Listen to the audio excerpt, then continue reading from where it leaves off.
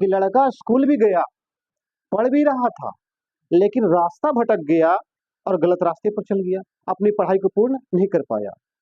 10वां class में पढ़ने गया, बोला कि हम लड़का तेज ताज है, ठीक ठाक है, एडमिशन करा दिए, 10वां क्लास में पढ़ रहा है, लेकिन 10वीं क्लास में ले लिया खैनी का नशा, पकड़ लिया। अब खुद तो रास्ता से निकला, भटक गया और दूसरे को ही भटका दिए। बाजू वाला के बोला भाई जरा तू भी ले ले, तू भी ले लिया, उसको भी मन लग गया, बोला कि अरे पढ़ाई लिखाई से अच्छा तो यही काम है यार, चलो। और वही लोगों की स्थिति क्या हो जाती है, बाद में खराब हो जाती है। जो 14 वर्ष के बच्चे होते हैं, 13 वर्ष के, 12 वर्ष के बच्चे होते हैं, उनको अगर आप सही से मार्गदर्शन नहीं करते हैं तो पथ को भटक जाते हैं, अपने मार्ग को छोड़ देते हैं। क्या होते हैं कि बाल्यावस्था में गुटखा, खैनी, तंबाकू का सेवन करने लगते हैं और उनका रास्ता क्या होता है, बिल्कुल अलग हो जाता है। तो समाज से वो एकदम बिल्कुल अलग हो जाते हैं। तो समझिए कि ऐसी स्थिति में क्या होती है कि समाज का, गांव का, शहर का और देश का सबका नुकसान। 12th क्लास का ज्योग्राफी है, ठीक है, पार्ट 1 है, चैप्टर का नाम है जनसंख्या, वितरण, घनत्व, वृद्धि और संगठन। हम जनसंख्या के बारे में जानेंगे, जनसंख्या के बंटवारे के बारे में जानेंगे, जनसंख्या के वृद्धि के बारे में जानेंगे और जनसंख्या संगठन के बारे में जानेंगे। एक एक पॉइंट को समझेंगे और बड़ी बारीकी से समझेंगे।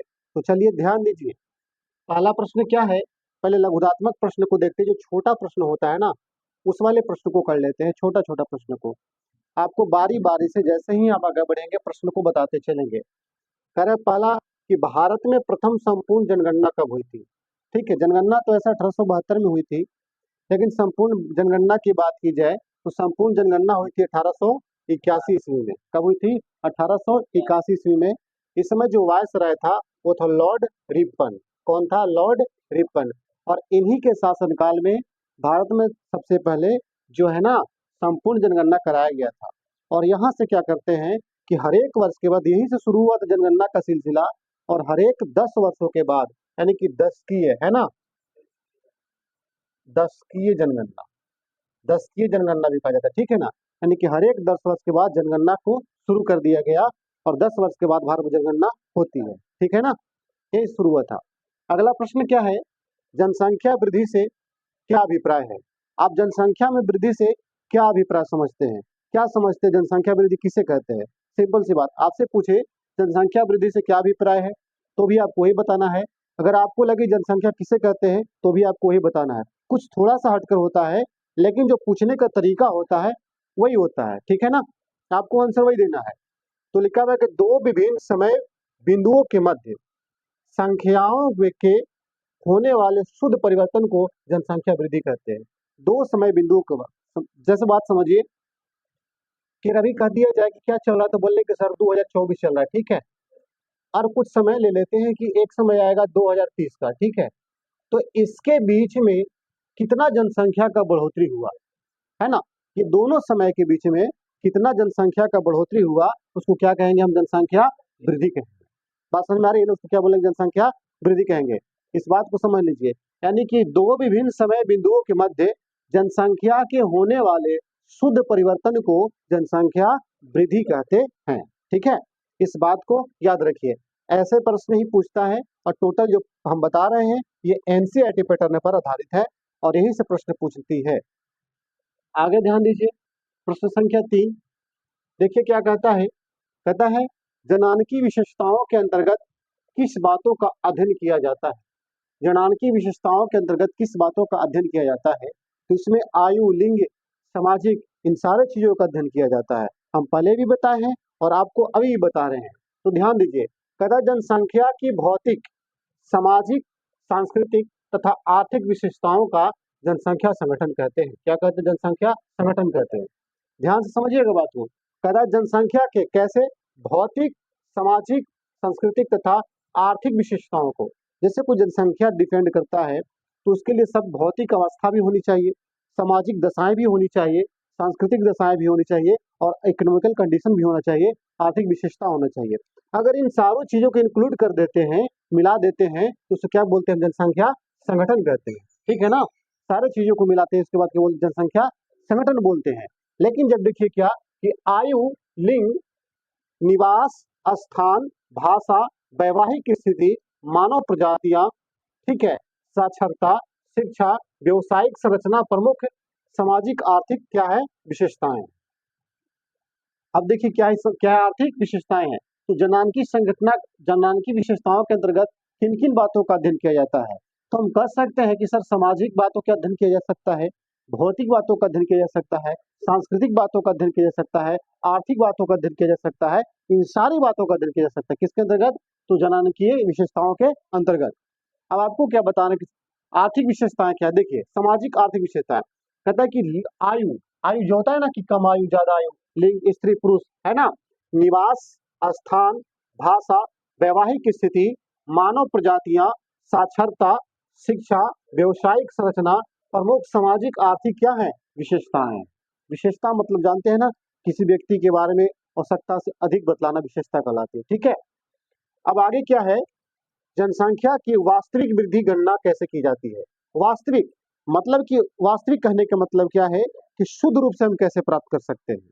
जनसंख्या की गणना तो हम किसी भी तरह से कर सकते हैं कि अप्रोक्सीमेटली लगभग इतने लोग होंगे, यहाँ पे इतने लोग रहते हैं, तो लगभग नहीं, मतलब शुद्ध कहा जाए कि शुद्ध कैसे हम पता कर सकते हैं, है ना, वास्तविक वृद्धि कैसे पता कर सकते हैं। तो कहते हैं जनसंख्या की वास्तविक वृद्धि बराबर क्या होती है, तो जन्म मृत्यु, जन्म या मृत्यु, जन्म माइनस मृत्यु, जन्म माइनस क्या मृत्यु। आप जितना जन्म लेगा, देखिए जनसंख्या आप किसको गिनेंगे, जो जिंदा है उसी को ना। तो पता चला कि 1000 बच्चा जन्म लिया, ध्यान दीजिएगा कितना बच्चा जन्म लिया, 1000 बच्चा जन्म लिया, ध्यान, ठीक है ना, समझिएगा 1000 बच्चा क्या हुआ जन्म लिया। अब 1000 बच्चा जन्म लिया तो उसमें से 200 बच्चा का मृत्यु हो गया, तो बच्चा कितना बच्चा आपके पास, 800 बच्चा, कितना बच्चा 800 बच्चा, है ना, कितना बच्चा बचा 800 बच्चा, ठीक है। और जब 800 बच्चा बचा तो इसी को नहीं गिनेंगे हम, दूसरा बच्चा को नहीं गिन सकते हैं, 200 बच्चे को हम गिन सकते हैं क्या, नहीं गिन सकते हैं, किसको गिनेंगे 800 बच्चे को। तो ठीक है ना, ये लिखा हुआ ऐसा तो लगता है कि जन्म मृत्यु लिखा हुआ है ना, देखो जन्म मृत्यु प्लस उत्प्रवास और माइनस क्या अप्रवास।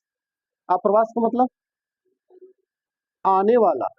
अगर मान लीजिए कि यहाँ पे हम अभी 1000 जनसंख्या को लेते हैं, कितने जनसंख्या को लेते हैं 1000 संख्या को, ठीक है, तो यहाँ की जनसंख्या 1000 है, यहाँ की जनसंख्या 1000 है, और कुछ समय के लिए यहाँ पे 10 बच्चे और आ गए, तो आप क्या बोलोगे, हाँ, तो यानी कि बोलोगे आप कि 1000 10 बच्चे हो गए, तो क्या ये 10 अस्थाई हैं, ये 10 अस्थाई हैं, और ये क्या होंगे बाद में चले जाएंगे, तो जनसंख्या कितना बचेगा, एक ही हजार बचेगा आपको, ठीक है, समझे बात को।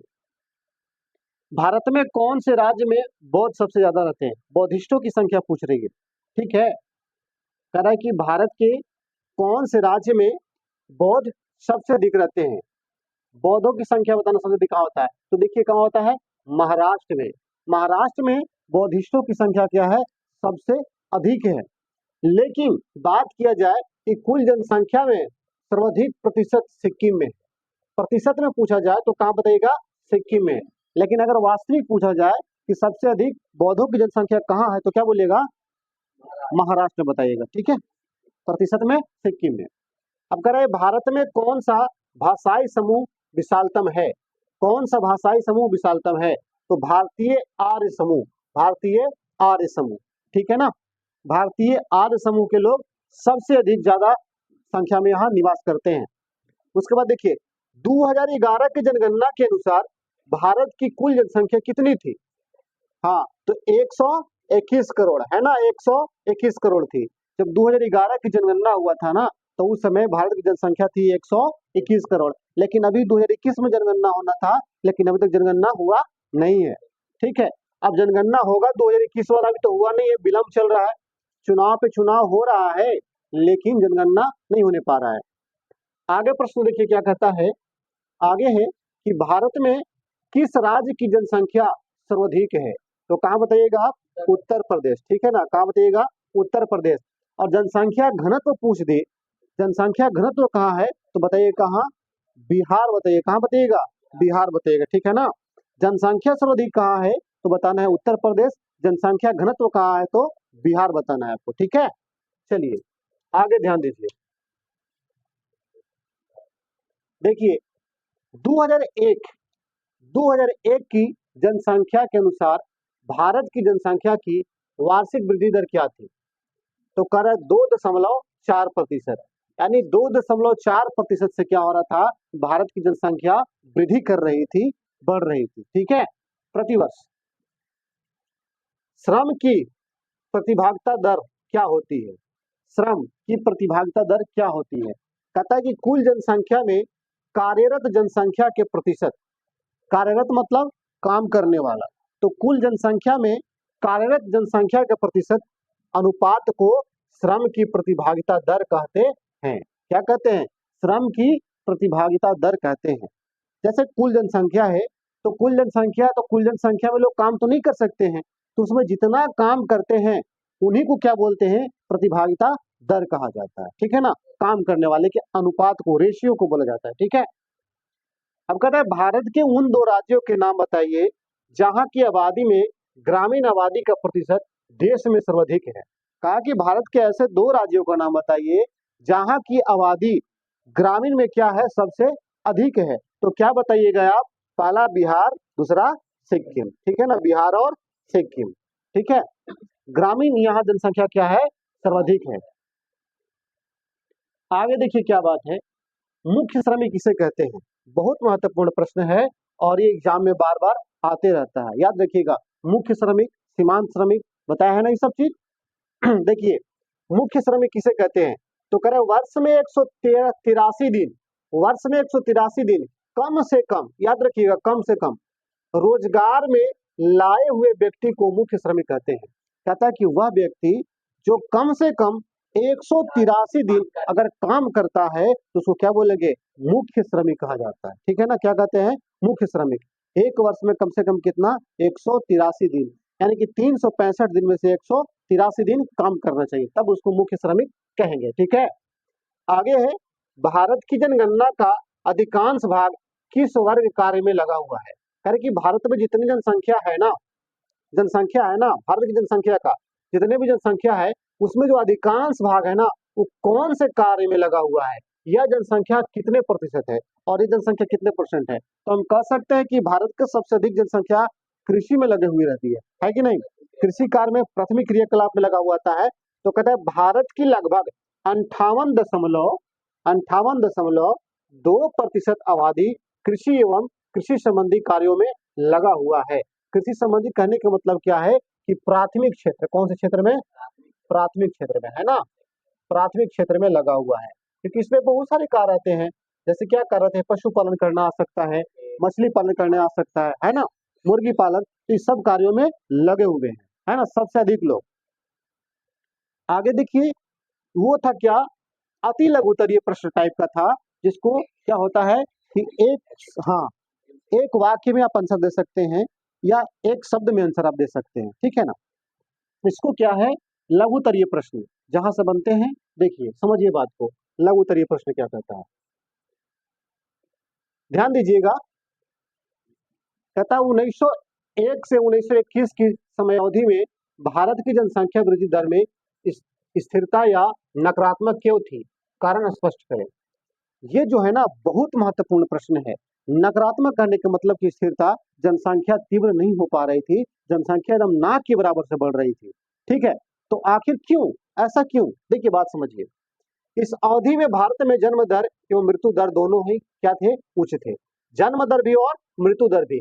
कहने का मतलब क्या है कि अगर हम बात कर ले क्या कि अगर लगभग लगभग क्यों नहीं बढ़ा, तो हम कह सकते थे कि अगर मान लीजिए कि एक महीना में अगर 1000 जन्म ले रहा है ना, तो लगभग लगभग अगर 1000 जन्म ले रहा है, तो मान लो कि यहाँ से बच्चा 200 मर गया, ठीक है, जन्म लिया तो 1000 पूरा तो नहीं हुआ, लेकिन 200 बच्चा क्या हुआ, आपका मर गया, तो टोटल बच्चा जीवित कितना रहा, 800 तो ने जन्म लिया, तो जनसंख्या कितना बढ़ा, 800। लेकिन रोड एक्सीडेंट फलना ढेकना करके जो भी आप मान लो, उसमें कुल मिलाकर लगभग लगभग 800 मर ही जाता है किसी तरह, तो क्या बचा आपको, 0 बचा, बचा कि नहीं बचा।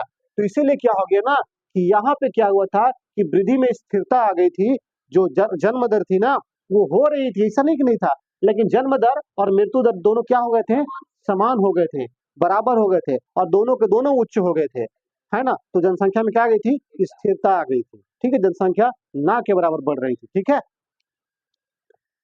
देखिए क्या है, स्वास्थ्य संबंधी सुविधाओं का अभाव, इसमें क्या था आपको, स्वास्थ्य संबंधी सुविधाओं का अभाव, लोगों में साक्षरता प्रतिशत बहुत कम थी। तीसरा क्या, खाद्यान्नों एवं अन्य आधारभूत सुविधाओं के समुचित वितरण की व्यवस्था नहीं थी। ये 3 फैक्ट्स हैं, तीनों को जब आपसे पूछेगा, ये प्रश्न आप समझ जाइएगा, एकदम नोट कर लीजिएगा। ये प्रश्न जब पूछेगा तो देखिए आंसर देने के बहुत सारे तरीके हैं। आप इसको एक लाइन में भी लिख सकते हैं, लेकिन एनसीईआरटी के थ्रू क्या कहता है कि आपका आंसर सबसे बेस्ट कब होता है, जब आप पॉइंट बाय पॉइंट आंसर देते हैं। आप पूरा कॉपी न भरकर आप बल्कि 4 ही लाइन में लिखे और पॉइंट बाय पॉइंट आंसर देते हैं ना, तो समझता है एग्जामिनर की लड़का बहुत बेस्ट लिखने का प्रयास किया है और लिखा भी है, तो नंबर आपको बढ़िया देता है। आप पूरा कॉपी लिखिएगा तो नंबर नहीं देगा, लेकिन ऐसे अगर आप पॉइंट लिखिएगा तो नंबर आपको बड़ी अच्छा देगा। ठीक है, तो ये 3 पॉइंट है। क्या है, स्वास्थ्य संबंधी सुविधाओं का अभाव। क्या था कि 1901 से 21 के बीच में स्वास्थ्य संबंधी सुविधाएं थी, जैसे कि कोई बीमारी आया तो उसका कोई इलाज नहीं होने पा रहा था, है ना, चिकित्सा व्यवस्था सही नहीं था, तो उससे क्या हो गया था, मृत्यु दर उच्च हो चुकी थी। क्यों, क्योंकि इलाज होने नहीं पा रहा था उस तरह का, तो क्या होता, लोग अधिक संख्या में मर रहे थे। आगे क्या है, लोगों में साक्षरता प्रतिशत की बहुत कम थी। साक्षरता प्रतिशत क्या थी, कम थी। लोग कम पढ़े लिखे थे, ज्यादा पढ़े लिखे नहीं थे। तो ज्यादा पढ़े लिखे लोग होते हैं ना, जागरूक हो जाते हैं, लेकिन कम पढ़े लिखे लोग जागरूक नहीं हो पाते हैं, जिससे मृत्यु दर क्या हो गई, बढ़ गई। ठीक है, उसके बाद क्या है, खदानों एवं अन्य आधारभूत सुविधाओं के समुचित वितरण की व्यवस्था नहीं थी। मतलब जितना मात्रा में खदान खाने वस्तु जुटना चाहिए उतना वस्तु में जुट नहीं पाया। कुछ तो भुखमरी के कारण भी मर गया, ठीक है ना, कुछ भुखमरी के कारण भी मर गए, क्योंकि खदान उतना रूप से पूर्ति नहीं हो पा रहा था। तो ये तीनों कारण थे, जिसके कारण क्या हो गया कि 1901 से 1921 की समय अवधि में भारत की जनसंख्या वृद्धि क्या रही थी, स्थिर रह गई थी, या तो नकारात्मक हो गई थी, यानी ना के बराबर बढ़ी थी। ठीक है ना, नकारात्मक तो माइनस भी समझते हैं, तो ज्यादा माइनस नहीं हुआ था, 2-4 ऐसे करके माइनस हुआ था। ठीक है, चलिए आगे बात समझिए, ध्यान दीजिए। देखिए 15 नंबर समझिएगा, क्या कहता है प्रश्न, समझिए। कहता है भारत सरकार द्वारा राष्ट्रीय युवा नीति कब अपनाई गई तथा इसके मुख्य उद्देश्य क्या थे। कहता है कि भारत सरकार द्वारा राष्ट्रीय युवा नीति कब चलाई गई थी और इसका उद्देश्य क्या था। आखिर राष्ट्रीय युवा नीति क्या करना चाहता है, क्या बताना चाहता है। युवा से तो आपको तो समझ में आ रहा है कि युवा के बारे में कुछ बता रहा होगा, है ना, जो युवा जनरेशन उसके बारे में बताएगा। ठीक है ना, तो भारत सरकार द्वारा 2003 में राष्ट्रीय युवा नीति अपनाई गई। कब अपनाई गई, 2003 में राष्ट्रीय युवा नीति अपनाई गई। और इसके मुख्य उद्देश्य थे, इसके मुख्य उद्देश्य थे, पहला पॉइंट देखिए समझिएगा, युवाओं व किशोरों के चहुमुखी विकास पर बल देना। मतलब कि युवाओं और किशोरों के चहुमुखी विकास, मतलब कि चारों तरफा विकास, युवा हो चाहे वह किशोर अवस्था का बच्चा हो, उन पर पूर्ण रूप से चारों तरफ से जिस सेक्टर से विकास होने पाए, विकास आपको करना है। कहीं कोई विकास में कमी नहीं दिखना चाहिए। ये किसका नारा था बताइए, तो युवा नीति का, है ना। युवा नीति के तहत ही बताया गया कि जो युवा है और जो किशोर अवस्था के बच्चे हैं, उनको पूर्ण रूप से विकास होना चाहिए, कहीं कोई कमी नहीं होना चाहिए। ठीक है ना, ये कब बताया गया था, 2003 में राष्ट्रीय युवा नीति के अंतर्गत। दूसरा है उनके गुणों को बेहतर मार्गदर्शन देना। मार्गदर्शन मतलब क्या होता है, रास्ता बतलाना, है ना, कि अच्छे से अच्छे रास्ते पर चल सके, ताकि देश के रचनात्मक विकास में वे अपना योगदान दे सके।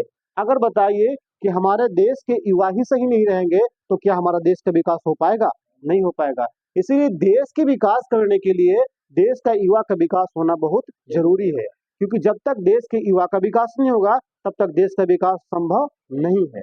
ठीक है, और ये बात समझना चाहिए हमारे देश के प्रधानमंत्री माननीय नरेंद्र मोदी जी को, क्योंकि वो समझ नहीं पा रहे हैं। अगर ये बात को समझ गए कि जब तक हम युवा का विकास नहीं कर पाएंगे तब तक देश का विकास नहीं होगा, तो हो सकता है कि अगर इस बात को समझ गए तो समझने के बाद हमारे युवा का विकास शुरू कर दे और हमारा देश का विकास शुरू हो जाएगा। ठीक है, चलिए आगे बात समझिए,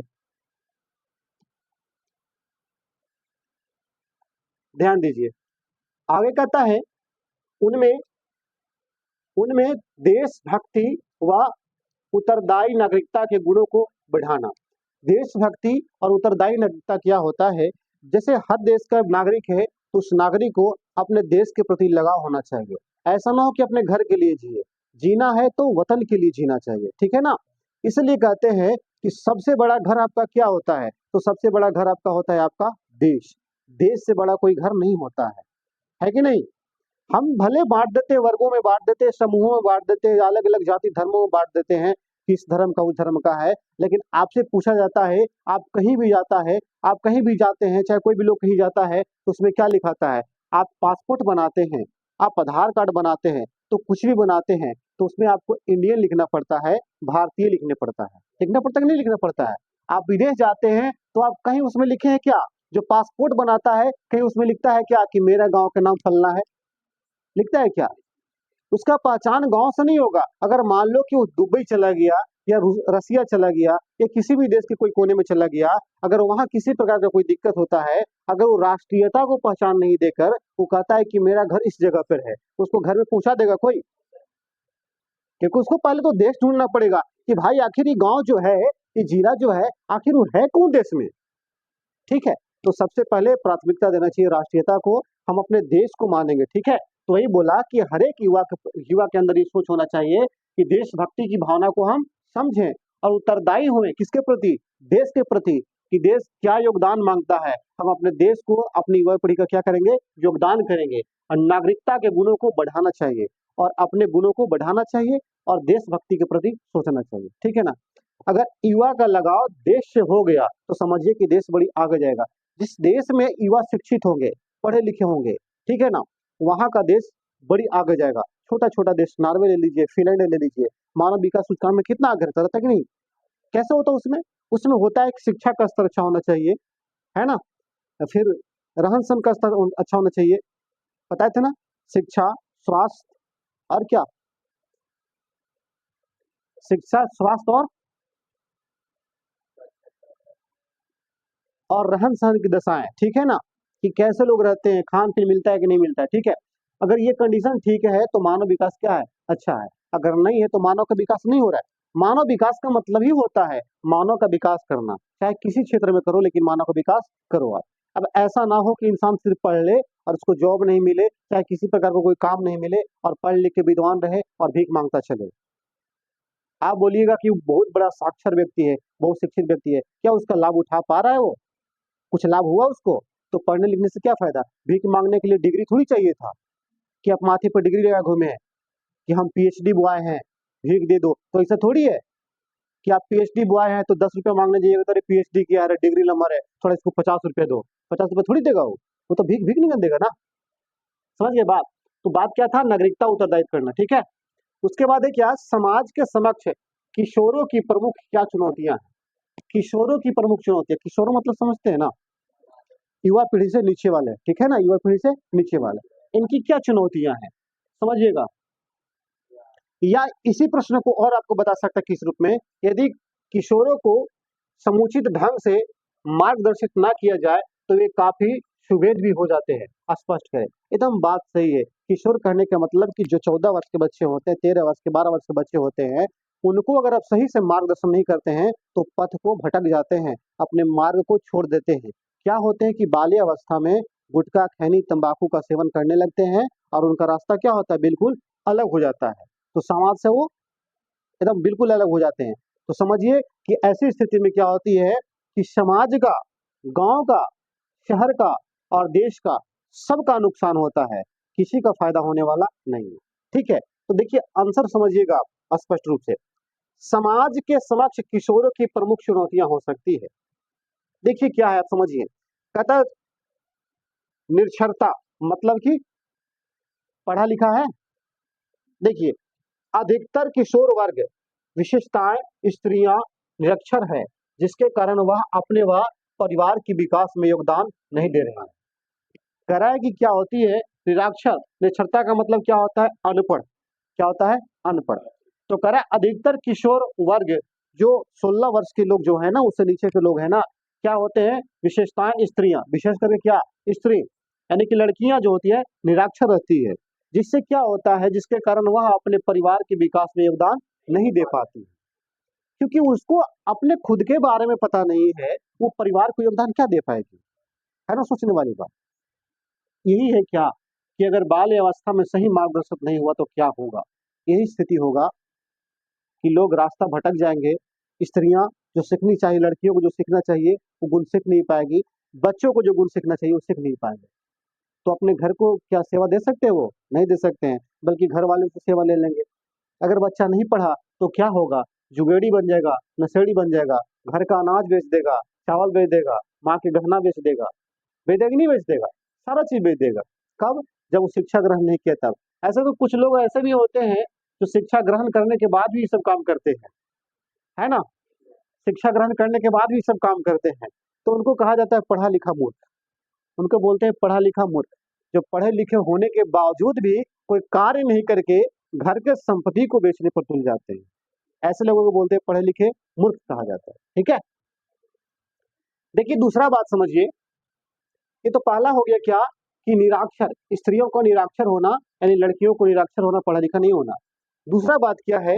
विद्यालय विरत छात्र, अधिकतर किशोर शिक्षा पूरी किए बिना ही विद्यालय छोड़ देते हैं और औषध या मदिरापान के कारण रास्ता भटक जाते हैं। ऐसे लोग समाज के लिए अभिशाप बन जाते हैं और सामाजिक परिवेश को बिगाड़ते हैं। इसका मतलब समझिएगा, विद्यालय विरत छात्र, विद्यालय विरत छात्र इसका मतलब क्या होता है कि लड़का स्कूल भी गया, पढ़ भी रहा था, लेकिन रास्ता भटक गया और गलत रास्ते पर चल गया, अपनी पढ़ाई को पूर्ण नहीं कर पाया। 10वां क्लास में पढ़ने गया, बोला कि हम लड़का तेज ताज है, ठीक ठाक है, एडमिशन करा दिए, 10वां क्लास में पढ़ रहा है, लेकिन 10वीं क्लास में ले लिया खैनी का नशा, पकड़ लिया। अब खुद तो रास्ता से निकला, भटक गया और दूसरे को ही भटका दिए। बाजू वाला के बोला भाई जरा तू भी ले ले, वो भी ले लिया, उसको भी मन लग गया, बोला कि अरे पढ़ाई लिखाई से अच्छा तो यही काम है यार, चलो। और वही लोगों की स्थिति क्या हो जाती है? बाद में खराब हो जाती है। तो क्या बोल रहा है? अधिकतर किशोर शिक्षा पूरी किए बिना ही, शिक्षा पूरे किए बिना ही, जब वो मैट्रिक 9th क्लास में जब होता है तो क्या करता है? पूरा पढ़ाई नहीं करता है, उसी दौरान क्या होता है, देखा कि फलना के बेटा इतना पैसा कमाता है, उसका पीछ पकड़ लिया और कमाने के लिए बाहर भाग गया। होता है ना, देखे ना, कमाने के लिए बाहर भाग गया। तो उस समय उसको पैसा दिखता है कि हम खैनी खाते, गुटखा खाते, नशा करते हैं, 10-20 कहीं से आ जाए, पैसा दिख रहा है उसको, चलो पैसा दिख रहा है। लेकिन उसी का दोस्त जो गरीब था वो पढ़ रहा था और पढ़ लिख कर कुछ अच्छा काम किया, अच्छा पैसा कमा रहा है, और वही लोग जो खेतों में काम कर रहे हैं, तरह तरह के काम कर रहे हैं, इधर उधर भटकल चल रहे हैं, वही बोलता है लास्ट में कि काश हम भी पढ़ लिए होते। एग्जाम्पल में देता है कि देखो मेरे साथ वो पढ़ता था, ऐसे बताता है ना, कि देखो मेरे साथ वो पढ़ता था, हम ये कर रहे, वो कर रहा है। ठीक है, तो कहता है किशोर शिक्षा पूरी किए बिना ही विद्यालय छोड़ देते हैं और औषधा या मदिरापान क्या करने लगते हैं? मदिरापान, मदिरापान का मतलब होता है नशा करना, ठीक है ना, अल्कोहल का सेवन करना, इसको दारू बोलते हैं। तो मदिरापान करना शुरू कर देता है। ठीक है, रास्ता भटक जाते हैं, ऐसे लोग समाज के लिए अभिशाप बन जाते हैं और सामाजिक परिवेश में बिगाड़ देते हैं। कहते हैं ऐसे बच्चे जाकर समाज के लिए खतरनाक साबित होते हैं और खुद तो बिगड़ते हैं लेकिन पूरे समाज को बिगाड़ कर धर देते हैं। जैसे आप सुने हो ना कि टोकरी में एक आम अगर सड़ जाता है तो बाकी आमों की कोई अस्तित्व नहीं रह जाती, बाकी को सड़ाने का ही प्रयास करता है। सुने हो ना कहावत? अगर मान लो कि 50 आम है, एक आम सड़ गया, तो आप एक के चक्कर में 49 को खतरों में डाल रहे हैं आप। इससे अच्छा होगा कि एक आम को निकाल को बाहर आप फेंक दीजिए, 49 वो सही सलामत रह जाएगा। तो ऐसे लोग क्या करते हैं कि समाज में जाते हैं, जो अधूरी शिक्षा छोड़ कर जाते हैं, तो समाज में जाते हैं और समाज में जाने के बाद अन्य बच्चों को भी बिगाड़ने का प्रयास करते हैं। कैसे बच्चे? जो अपनी पढ़ाई के दौरान ही मदिरा पान जैसे नशाओं का सेवन करना शुरू कर देते हैं सब व्यक्ति। ठीक है, आगे विवाह की निम्न आयु, तीसरा क्या है? विवाह की निम्न आयु। अब ऐसे स्थिति में भी दिक्कत होती है। कैसे होती है? जैसे कि मान लीजिए इसके कारण बालिकाओं की जल्दी शादी हो जाती है, वह जल्दी मातृत्व के कारण मातृत्व मातृ मृत्यु दर में वृद्धि हो जाती है, जो आगे चलकर लिंगानुपात को प्रभावित करती है। लिंगानुपात को प्रभावित करती है, कैसे करती है बात समझिएगा। क्या होती है कि कम उम्र में ही जब कुछ बच्चियां 10th क्लास में पढ़ रही होती है, उस समय उसकी उम्र क्या होगी? 16, खूब से खूब 15-17 ही होगी ना, तो उसकी शरीर पूर्ण रूप से विकसित नहीं होती है। लेकिन घर वाले क्या करते हैं कि बच्चियों को शादी कर देते हैं। तो जब शादी करते हैं ना, तो उनका शरीर जब पूर्ण रूप से तैयार नहीं होता है, तो शादी के कुछ समय बाद वह मातृत्व के कारण, यानी कि माता बनने वाली जब होती है, तो जब बच्चे को जन्म देती है तो उसको और उसके बच्चे को दोनों को खतरा होता है ना। तो प्रसव के दौरान क्या होता है कि माँ और बच्चा दोनों ही मर जाती है। क्यों? क्योंकि उसका शरीर जो था ना पूर्ण रूप से तैयार नहीं था, पूर्ण रूप से तैयार नहीं था। अगर आप मान लो किसी चीज का उदाहरण देते हैं, अगर हम बात करते हैं, आप किसी चीज को जैसे ले लीजिए कि आपका क्षमता क्या है, आपका क्षमता 10 केजी वजन उठाने का है, ठीक है, कि आप 10 वर्ष की उम्र में 10 केजी वजन उठा सकते थे, 10 वर्ष की उम्र में 10 केजी वजन उठा सकते थे, और आपका उम्र 5 ही है और 10 केजी का वजन दे, तो क्या आप लोड ले सकते हैं? ले सकते हैं? नहीं ले सकते। क्यों? क्योंकि आपका शरीर डेवलप नहीं हो चुका है, आपका शरीर डेवलप नहीं किया है, और जब तक आपका शरीर डेवलप नहीं करेगा तब तक उस हिसाब से आप वो वजन नहीं ढो सकते। ठीक इसी प्रकार क्या होता है कि लड़कियों का शरीर पूर्ण रूप से तैयार नहीं हो पाता है 18 से पहले, ठीक है, और नहीं तैयार हो पाता है, जिसके कारण क्या होता है कि जन्म के दौरान उसकी माँ जो लड़की होती है और उसके बच्चे दोनों को क्या होता है, मृत्यु की खतरा मंडराती रहती है और दोनों ही मर जाती है अधिकांश केसों में। तो क्या होता है, लिंगानुपात कम जाता है, घटता है ना, जनसंख्या लिंगानुपात दोनों, क्योंकि इतने पुरुषों और स्त्रियों की जो अनुपात हो उसको लिंगानुपात बोलते हैं संख्या को, तो दोनों में क्या होती है, घट जाती है, मृत्यु दर में वृद्धि हो जाती है, मृत्यु दर बढ़ जाती है, क्योंकि एक मरा और एक पर एक फ्री चला गया, है कि नहीं?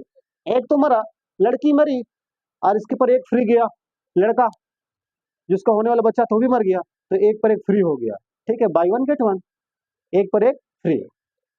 तो ऐसा कब होता है, जब हमारे समाज के लोग अशिक्षित होते हैं, तो अशिक्षित होने के कारण ऐसा नौबत आता है और ऐसे देखने को मिलता है। तो हम तो यही लोगों से गुजारिश करते हैं कि आप कम खाइए, 3 टाइम मत खाइए, 2 ही टाइम खाइए, लेकिन आने वाली पीढ़ी को और अपने बाल बच्चे को एक अच्छा शिक्षा जरूर दीजिएगा, ठीक है? शिक्षा भोजन नहीं दे सकता, शिक्षा खाना नहीं दे सकता, लेकिन शिक्षा अच्छा जीवन दे सकता है, और जिस व्यक्ति के पास अच्छा जीवन होगा ना, उसको भोजन के लिए सोचना ही नहीं है। समझ रहे बात ना? तो यही होता है शिक्षा का महत्व। तो इस बात को भी आप समझ गए क्या होता है। अगर चौथा कारण को देखा जाए तो क्या होता है, समुचित मार्गदर्शन। क्या होता है, समुचित मार्गदर्शन, यानी किशोर को समुचित मार्गदर्शन देने के लिए किसी ठोस कदम का अभाव, किसी ठोस कदम का अभाव, पूर्ण रूप से उसको मार्गदर्शन कराने के लिए किसी ठोस कदम का अभाव। कहता है कि जब आपके बच्चे पढ़ते हैं और हायर एजुकेशन के लिए जाते हैं, उच्च शिक्षा के लिए जाते हैं, तो आपको एक ठोस कदम उठाने बहुत जरूरी है। ऐसा ना हो कि आप अपने बच्चे को बोले, जैसे किसी का लड़की है, वो ये नहीं बोल दे कि बेटी अब तुम 10th पास कर चुकी है, अब तुम घर में रहो, बाकी अपना काम धाम देखो, बाकी तो तुमको जाना ही है, घर में मेरा थोड़ी रहना है, तो पढ़ा के हम क्या करें। तो ये ठोस कदम नहीं है, ये गलत कदम है।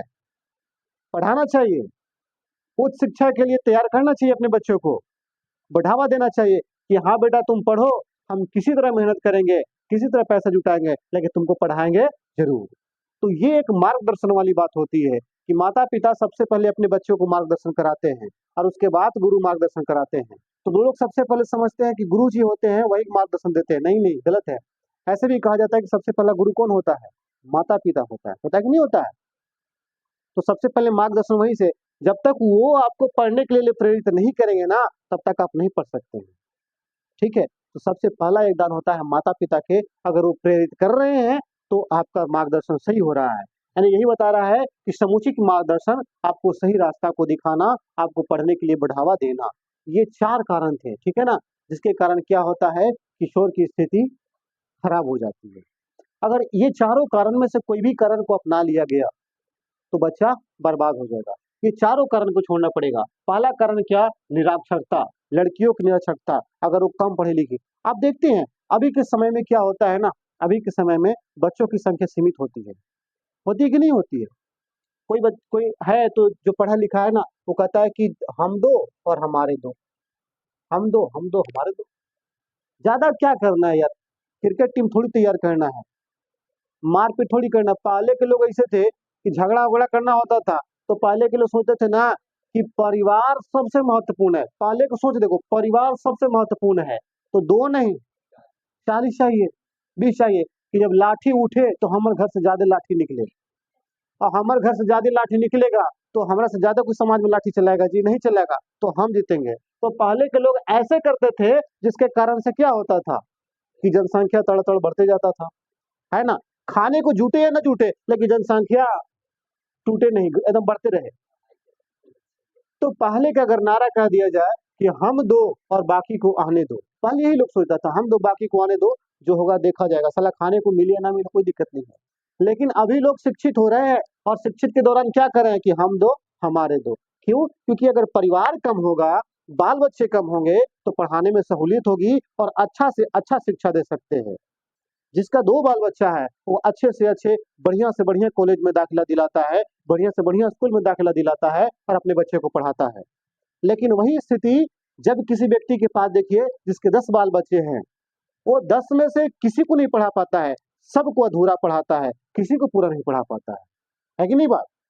तो पूरा पढ़ाना है तो आप जितने भी लोग वीडियो को देख रहे हैं, जितने भी लोग हमारी बातों को समझ रहे हैं, सुन रहे हैं, इस वीडियो को शेयर कीजिएगा ताकि इस वीडियो से समाज का भी भला हो सके। ठीक है? क्योंकि आजकल का जो समय है ना, महंगाई का समय है और महंगाई के समय में ज्यादा बच्चे को जन्म देना उचित नहीं है, क्योंकि उसका भरण पोषण भी करना है। जन्म देना महानता नहीं होता है, उसको पालना महानता कहलाता है। अरे जन्म देने के लिए तो कुत्ते भी 6 से 700 दे देते हैं, लेकिन बचता कितना है? एक दो। तो कुत्ता और इंसान में अंतर होता है ना? तो जन्म देना बड़ी बात नहीं होती है, बड़ी बात होती है उसको पालन पोषण करके बड़ा करना। ठीक है ना? तो ये सब बात सभी लोगों को समझना चाहिए। चलिए अब आगे देख लेते हैं आपको और बता देते हैं, ध्यान दीजिएगा।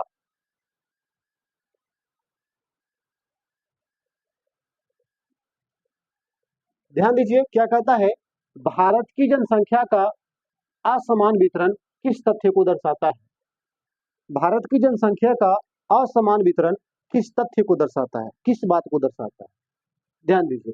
तो भारत की लगभग 76% आबादी उत्तर प्रदेश, महाराष्ट्र, बिहार, पश्चिम बंगाल, आंध्र प्रदेश, तमिलनाडु, मध्य प्रदेश, राजस्थान, कर्नाटक एवं गुजरात में बसती है। इसका मुख्य कारण क्या है? देखिए, कह रहे कि भारत के लगभग लगभग 75% एवं ऊपर 75% से ज्यादा लोग इन राज्यों में निवास करते हैं। क्यों करते हैं भाई? क्योंकि यहाँ की जलवायु ठीक ठाक है, यहाँ रहने योग्य दशाएं हैं। बात समझिएगा, क्यों करते हैं? कारण पूछा है आपसे, मुख्य कारण क्या है? आखिर क्यों निवास करते हैं इन्हीं राज्यों में, कोई और राज्य क्यों नहीं चुनते हैं? ध्यान दीजिए, देखिए, कृषि के लिए उपयुक्त जलवायु एवं उचावच। ठीक है ना? कृषि के लिए उपयुक्त जलवायु, हम बताएं अभी कि भारत में अधिकांशतः लोग कृषि पर निर्भर रहते हैं, है ना? मेरा भारत कैसा देश है? तो कृषि प्रधान देश है, तो यहाँ के अधिकांश लोग कृषि पर डिपेंड करते हैं। तो उसके लिए जलवायु का होना बहुत जरूरी है, जल और वायु। जलवायु, जल और वायु, जहाँ दोनों अच्छा हो वहां रहने में तो मजा ही आएगा ना। जहाँ हवा भी ठीक ठाक मिले और पानी भी ठीक ठाक मिले तो रहने में क्या होगा? सहूलियत होगी। ठीक है? तो इसीलिए बोले कि क्यों अच्छा है ये क्षेत्र, तो बोला कि जलवायु क्या है यहाँ पे? उपयुक्त है, रहने योग्य है। यानी कि उत्तर प्रदेश, बिहार, पश्चिम बंगाल जैसे राज्य नदियों के द्वारा निर्मित उपजाऊ मैदान के अंतर्गत आते हैं। यहाँ क्या होती है? नदियां होती है, निरंतर बहती रहती है और धरती को सींचती रहती है। क्यों? क्यों यहाँ पे मैदान क्या हो जाती है? उपजाऊ हो जाती है। आपको पता होना चाहिए कि क्या होती है कि नदियों के किनारे की मिट्टी ऐसे भी उपजाऊ होती है, जिसको बोलते हैं जलोढ़ मृदा, है ना? जलोढ़ मृदा दो प्रकार की होती है, खादर और बांगर, है ना? आप 10th क्लास में पढ़े होंगे। ठीक है? तो खादर और बांगर दो प्रकार की मृदाएं होती है। तो कहता है कि क्या होता है कि यहाँ नदियों द्वारा निर्मित उपजाऊ मैदान के अंतर्गत आते हैं, जो कृषि के लिए उपयुक्त और बड़ी जनसंख्या का पोषण कर सकते हैं। क्या होता है कि जो मिट्टी होती है, जो नदी द्वारा लाई जाती है, उपजाऊ होती है, जो कृषि के लिए बहुत ही उपयुक्त होती है। और इसीलिए क्या करती है कि जहाँ पे कृषि होती है उन क्षेत्रों में जनसंख्या क्या होती है? अत्यधिक पाई जाती है ना? तो इसीलिए बड़ी जनसंख्या में लोग कहाँ रहते हैं? पोषण करने के लिए कहाँ रहते हैं? इन्हीं क्षेत्रों में रहते हैं। तो जहाँ जहाँ नदी होगा, जहाँ जहाँ मैदानी क्षेत्र होगा, उन क्षेत्रों में जनसंख्या क्या होगी? अधिक होगी। लेकिन जहाँ पहाड़ होगा, जहाँ पर्वत होगा, उन क्षेत्रों में जनसंख्या क्या होगी? कम होगी। समझ गए बात? ठीक है, आगे देखिए, औद्योगिक विकास। दूसरा क्या है? पहला कृषि के लिए और दूसरा क्या? उद्योग के लिए। अब कुछ लोग क्या करते हैं कि उद्योग के ऊपर डिपेंड करते हैं, कारखाना के ऊपर डिपेंड करते हैं। जैसे क्या हो गया? महाराष्ट्र हो गया, गुजरात हो गया, कर्नाटक हो गया, जैसे राज्यों में कृषि के साथ साथ औद्योगिक विकास भी जनसंख्या केंद्रण का कारण बनता है। माने जनसंख्या का केंद्र बन जाता है। यहाँ लोग जाकर अधिक मात्रा में बसने लगते हैं। क्यों? पहली बात कि कृषि के लिए अच्छा दशा मिला तो लोग बस गए इन क्षेत्रों में, उत्तर प्रदेश बिहार वाले क्षेत्र में बस गए। ठीक है, अब बिहार से लोग कहीं ना कहीं पलायन करते हैं, कहीं ना कहीं जाते हैं, जैसे कि महाराष्ट्र चले जाते हैं, गुजरात चले जाते हैं कमाने के लिए, दिल्ली चले जाते हैं। क्यों जाते हैं? क्योंकि बिहार में फैक्ट्री नहीं है, बिहार में कोई उद्योग नहीं है। उद्योग कहाँ मिलेगा? महाराष्ट्र में मिलेगा, गुजरात में मिलेगा, है ना, आंध्र प्रदेश में मिलेगा, कर्नाटक में मिलेगा, इन क्षेत्रों में मिलेगा। तो वहां जाते हैं। वो भी क्या करता है? उद्योग की जनसंख्या को अपनी ओर आकर्षित करता है। तो पहला जनसंख्या आपको कहाँ मिलेगा? जहाँ कृषि का क्षेत्र है, जहाँ मैदानी क्षेत्र है वहां। और दूसरा कहाँ मिलेगा? जहाँ औद्योगिक क्षेत्र है वहां। ठीक है ना, क्योंकि उद्योग धंधे में कमाने के लिए लोग चले जाते हैं। अगला है तीसरा सामाजिक। सामाजिक समझिए, सांस्कृतिक कारकों ने, जैसे रीति रिवाज वगैरह भी जनसंख्या के वितरण को प्रभावित करता है। सांस्कृतिक कारकों जैसे रीति रिवाज वगैरह वगैरह। ठीक है, रीति रिवाज नहीं बोलता है इंसान कि अरे हमारा यहाँ के कल्चर ठीक नहीं लग रहा है यार, यहाँ के लोग अच्छा खासा नहीं है, जैसे समाज खराब है यार, यहाँ अगर हम रहे, नहीं कहता है कि अगर इस क्षेत्र में हम रहे तो हमारा बाल बच्चा बिगड़ जाएगा। सब आता है दिन भर गरियाता है, दिन भर खैनी गुटखा खाता है, हमारा बाल बच्चा कैसे खा देगा? तो रहन सहन ठीक ना है, हम छोड़ छाड़ के जा रहे हैं, दूसरा ठैया आराम से रहेंगे, घर छोड़ देते हैं। अपना घर छोड़ के और रूम पर दूसरा ठैया रहता है। क्यों रहता है? सामाजिक दशा के कारण रहता है, रीति रिवाज के कारण रहता है, कल्चर के कारण होता है कि नहीं है? तो पहला कारण क्या बताया आपको? पहला कारण बताया कृषि, है ना, नदी, जलवायु बताया आपको, जहाँ जलवायु अच्छा होता है वहाँ लोग अधिक संख्या में निवास करते हैं। उसके बाद क्या होते हैं कि उसके बाद आपको दूसरा औद्योगिक हो गया, जहाँ उद्योग क्षेत्र होता है लोग वहाँ निवास करते हैं। और तीसरा क्या होता है? जहाँ सामाजिक दशाएं अच्छा होता है वहाँ पे लोग रहते हैं। ठीक है ना, जहाँ सांस्कृतिक यानी रीति रिवाज अच्छा होता है वहाँ लोग निवास करते हैं। वह भी प्रभावित करते हैं जनसंख्या को। अगर वहाँ की सांस्कृतिक ठीक ठाक नहीं है, माहौल ठीक ठाक नहीं है, तो लोग वहाँ छोड़कर पलायन कर जाते हैं और कोई अच्छा जगह पर रहने लगते हैं। है कि नहीं बात? तो ये बात भी आप समझ गए? बोले हाँ सर समझ गए। चलिए ध्यान दीजिए, देखिए 18 नंबर समझिए, आर्थिक स्तर की वृद्धि से भारत की जनसंख्या को कितने वर्गों में बांटा गया? किस स्थिति से बताइए? आर्थिक स्तर से, ठीक है ना, कौन स्तर से? आर्थिक स्तर से वृद्धि के वृद्धि से भारत की जनसंख्या को कितने भागों में बांटा गया? माने भारत की जनसंख्या को कितने भागों में बांटा गया? आर्थिक दृष्टिकोण से पूछ रहा है। तो देखिए, आर्थिक स्तर की वृद्धि दृष्टि से भारत की जनसंख्या को 3 वर्गों में बांटा गया। कितने वर्गों में बांटा गया है? 3 वर्गों में बांटा गया है। देखिए, पहला क्या है? मुख्य श्रमिक। मुख्य श्रमिक कहता है कि वह व्यक्ति जो एक वर्ष में कम से कम 183 दिन काम करता है, मुख्य श्रमिक कहलाता है। एक वर्ष के अंदर अगर 183 दिन काम करता है तो ऐसे व्यक्ति को हम मुख्य श्रमिक कहते हैं। लोग कहते हैं ना कि हम काम करते हैं। अब देखिए मुख्य श्रमिक कैसे हुआ? लोग कहते हैं कि हम काम करते हैं। अब काम करते हैं, आप भी सोच सोच लिए कि बड़ा कमासुत आदमी है भाई, काम धाम करता होगा, लेकिन महीना में 2 दिन करे और बाकी 28 दिन सुतल रहे, तो आप तो समझ लीजिए कि काम करता है। और ऐसे को काम करने वाले नहीं कहा जाता है, उसको मुख्य श्रमिक नहीं कहेंगे। मुख्य श्रमिक वही होगा जो वर्ष में 183 दिन या उससे अधिक काम करेगा, उसको क्या कहेंगे? मुख्य श्रमिक कहेंगे। ठीक है, उसके बाद दूसरा क्या है? सीमांत श्रमिक। अब सीमांत श्रमिक क्या होता है जी? देखिए, वह व्यक्ति जो एक वर्ष में 183 दिन से कम काम करता है उसको क्या बोलते हैं? सीमांत श्रमिक। यानी मन किया तो काम किए और ना मन किया तो काम ना किए, ऐसे व्यक्ति को बोलते हैं सीमांत श्रमिक। ठीक है, लेकिन जो कहता है कि हमको पैसा कमाना ही है, कमा के जैसे कमाए, ठीक है, अगर 183 दिन से ज्यादा काम करता है उसको बोलते हैं मुख्य श्रमिक। ठीक है, याद रखिएगा। चलिए आगे देख लीजिए, अश्रमिक। अश्रमिक क्या होता है? कहता जो व्यक्ति बेरोजगार होता है उसे अश्रमिक कहते हैं। जो व्यक्ति बेरोजगार होता है उसे अश्रमिक कहते हैं। माने कोई काम धाम नहीं है, किसी पेड़ के नीचे बैठ गया, ताश खेल रहा है, टाइम पास कर रहा है, कोई भी काम कर रहा है, टाइम पास कर रहा है, लेकिन काम धाम नहीं कर रहा है, उसको बोलते हैं अश्रमिक। तो हम देखें कि आर्थिक दृष्टिकोण से जनसंख्या को जो हम डिवाइड किए 3 भागों में किए। पहला क्या किए हम? मुख्य श्रमिक। दूसरा क्या किए हम? सीमांत श्रमिक। और तीसरा क्या किए? अश्रमिक। मुख्य श्रमिक जो 183 दिन या उससे अधिक काम करे, सीमांत श्रमिक जो 183 दिन से कम काम करे, और अश्रमिक जो काम धाम करवे न करे, एकदम बेरोजगार रहे, उसको क्या बोलते हैं? अश्रमिक बोलते हैं। समझ गए? हाँ, चलिए देखिए, ध्यान दीजिए, इस चैप्टर को हम पूरा ही खत्म कर देते हैं ताकि कोई दिक्कत ना हो। देखिए अगला क्या है, अगला प्रश्न है आपका विस्तृत उत्तरीय प्रश्न। विस्तृत मतलब समझते हैं, दीर्घ उत्तरीय, जिसको विस्तार में लिखना पड़ता है, आपको लंबा लंबा वाक्य बनाना पड़ता है ना, उसको बोलते हैं विस्तृत प्रश्न। समझिएगा, जनसंख्या घनत्व क्या है? भारत में जनसंख्या घनत्व को प्रभावित करने वाले कारकों का वर्णन कीजिए। जनसंख्या घनत्व किसे कहते हैं, क्या है, ठीक है, और कौन कौन से कारक हैं जो जनसंख्या घनत्व को प्रभावित कर रहे हैं, ठीक है। तो ध्यान दीजिए, जनसंख्या के घनत्व को प्रति इकाई क्षेत्र में रहने वाले व्यक्तियों की संख्या द्वारा अभिव्यक्त की जाती है। प्रति इकाई क्षेत्र में रहने वाली संख्या के द्वारा व्यक्त की जाती है। जैसे बात समझिए, जनसंख्या घनत्व की बात की जाए, क्या होगा? अगर मान लिया जाए कि हम 1 किलोमीटर का लेते हैं दायरा, कितना किलोमीटर का? 1 किलोमीटर का। अगर 1 किलोमीटर में 100 लोग हैं, कितने लोग हैं? 100 लोग।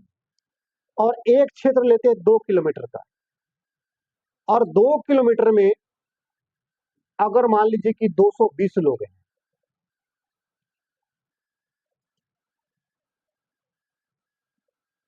2 किलोमीटर मान लीजिए आपकी 180 लोग हैं, ठीक है, ठीक है, 2 किलोमीटर मान लीजिए कितना है? 180 है। अगर इसको हम थोड़ा सा और विस्तृत करने का समझाए तो आपको समझ में आ जाएगा बड़ी अच्छा से।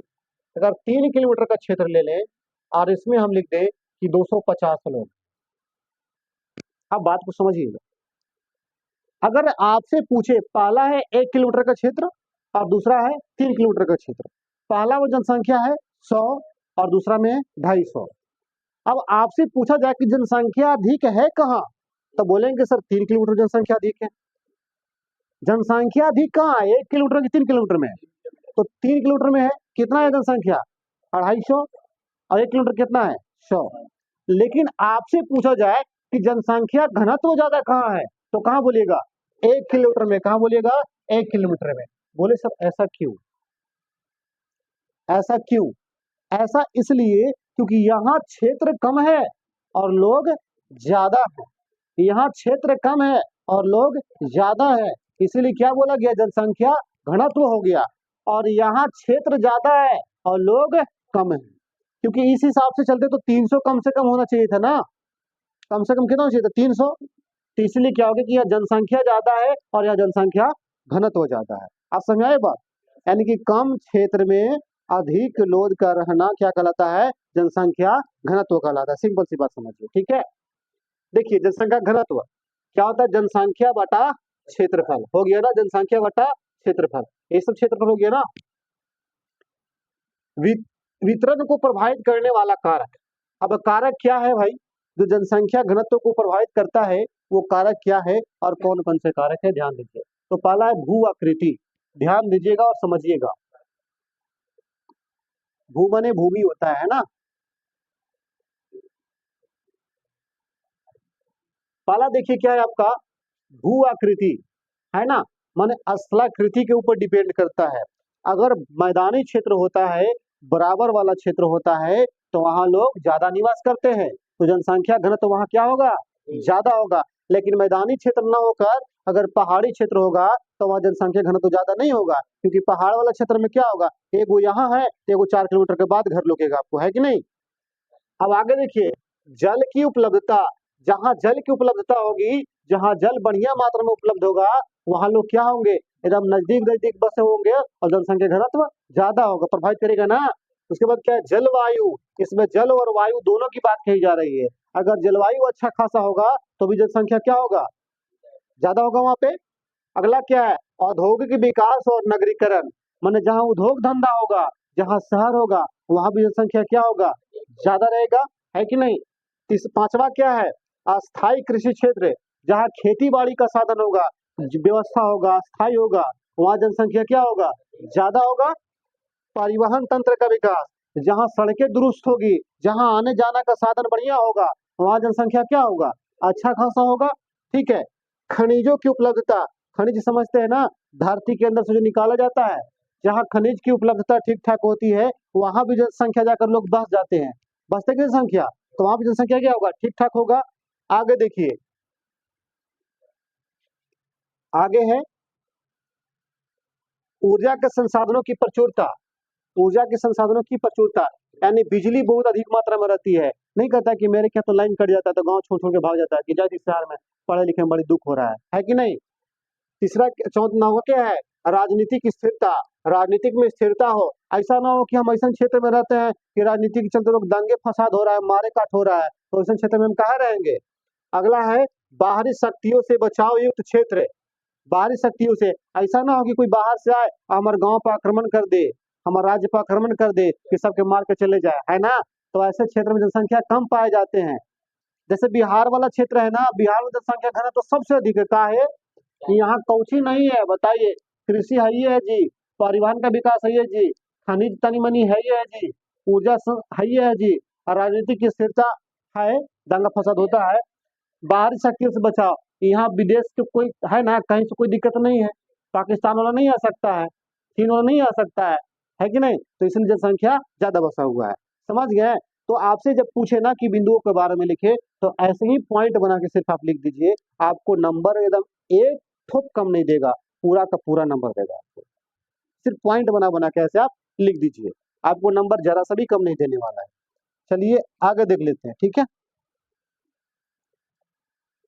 देखिए भारत में चार भाषा परिवार कौन कौन से हैं, भारत में जो लोग रहते हैं चार भाषा परिवार के लोग रहते हैं, और कौन कौन से भाषा परिवार के लोग रहते हैं ये बात को आपको समझना चाहिए। ठीक है, कहता है भारत में चार भाषा परिवार कौन कौन से हैं, है ना जी। दो प्रमुख भाषा परिवारों के दो दो विशेषताएं बतलाए। कह रहे चार गो भाषा परिवार कौन कौन से हैं, तो देखिए पहला देखिए उत्तर में भारत में चार भाषा परिवार है जो नीचे दिए गए हैं। पहला है भारतीय यूरोपीय, जिनको क्या बोलते हैं, आर्य बोलते हैं, जिनको क्या बोलते हैं, आर्य बोलते हैं, उनको भारतीय यूरोपीय दोनों मिलाकर बोलते थे, मिक्स भाषा का प्रयोग करते थे। ठीक है, उसके बाद क्या है द्रविड़, क्या है द्रविड़, जो साउथ में चलता है। उसके बाद क्या है ऑस्ट्रिक, क्या है ऑस्ट्रिक। याद रखिएगा, पहला क्या हो गया आर्य भाषा, दूसरा क्या हो गया द्रविड़, तीसरा क्या हो गया ऑस्ट्रिक। ठीक है ना, एकदम याद रखिएगा। आर्य को ही बोलते भारतीय यूरोपियन, ठीक है। और चौथा क्या है चिन्नी तिब्बती, चौथा क्या है चिन्नी तिब्बती। यानी कि आपको बात किया जाए तो क्या हो गया, चार गो हो गया ना। पहला हो गया याद रखिए, पहला हो गया आपको आर्य, दूसरा हो गया द्रविड़, तीसरा हो गया ऑस्ट्रिक, चौथा क्या हो गया चिन्नी तिब्बती, है ना। तो कितने भाषा परिवार के लोग भारत में रहते हैं, चार भाषा परिवार के लोग भारत में रहते हैं। कंफर्म, हाँ चलिए आगे ध्यान दीजिए। भाषा परिवारों की विशेषता क्या है, बोला कि चार को भाषा बताइए और दो की विशेषता बतलाइए। तो भाषा परिवारों की विशेषता क्या है, जैसे कि ले लेते हैं भारतीय यूरोपीय आर्य भाषा परिवार की विशेषता क्या है। करा कि कुल जनसंख्या का लगभग 3/4 भाग आर्य भाषा बोलते हैं। कितना चौथाई, 3/4, 3/4 माने 3/4।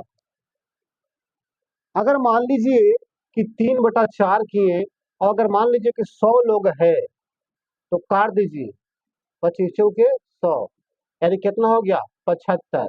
तो 75% लोग बोलेंगे, बोलेंगे ना, समझ में आया बात ना। तो 3/4 आर्य भाषा बोलते हैं। इस परिवार की भाषाओं का संकेंद्रण पूरे उत्तरी भारत में है, कहाँ है, पूरे उत्तरी भारत में, और इसी में हम लोग भी आते हैं। ठीक है ना, पूरे उत्तरी भारत में इसी को बोला जाता है। अब द्रविड़ भाषा परिवार, देखिए आर्य भाषा कहाँ प्रयोग करते हैं, उत्तरी भारत में, याद रखिए कहाँ, उत्तरी भारत में, और द्रविड़ कहाँ, दक्षिणी भारत में, द्रविड़ कहाँ, दक्षिण भारत में। अब ये आपको आ जाएगा, ठीक है। द्रविड़ भाषा परिवार कहता है कुल जनसंख्या का लगभग 5वां भाग द्रविड़ भाषा बोलती है, 5वां भाग, यानी कि 1/5, और गुना क्या लिखेंगे 100, है ना, काट दे कितना 20/25 100, यानी कितना परसेंट, लगभग 20% लोग, है ना, लगभग 20% क्या बोलते हैं, द्रविड़ बोलते हैं। आगे की नहीं आगे बात, है ना।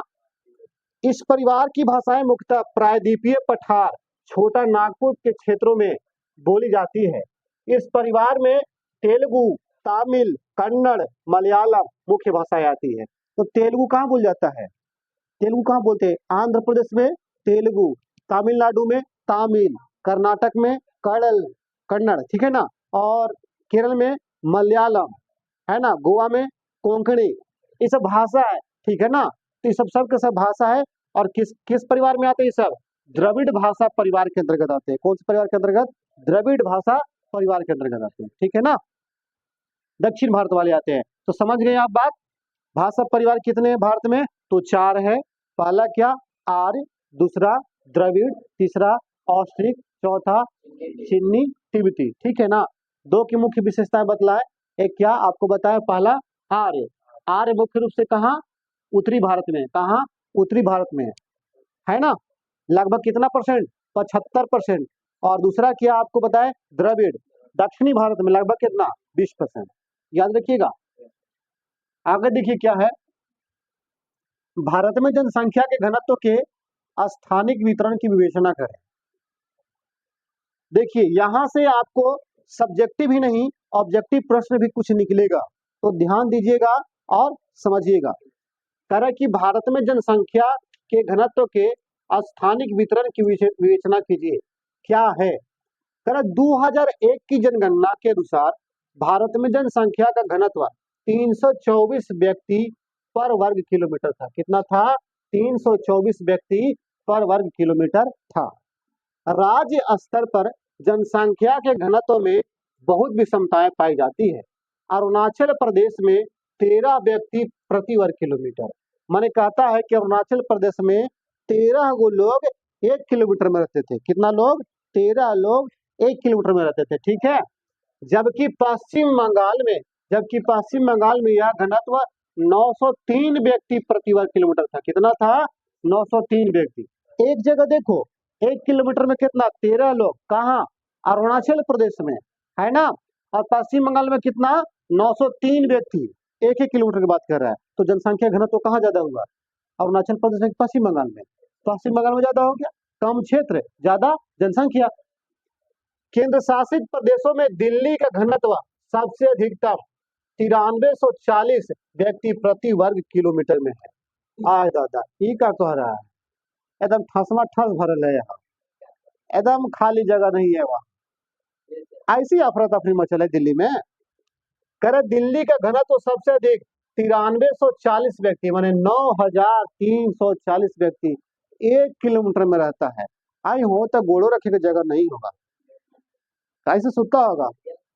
विस्फोट कर जाएगा, विस्फोट कर जाएगा। हाँ, अभी 2021 की जनगणना होना बाकी है। 2021 की जनगणना होगा तब बोल देगा कि दिल्ली में ऐसा स्थिति हो गया है कि माथा के ऊपर माथा, माथा के ऊपर माथा देखने को मिलती है। समझ रहे हैं ना।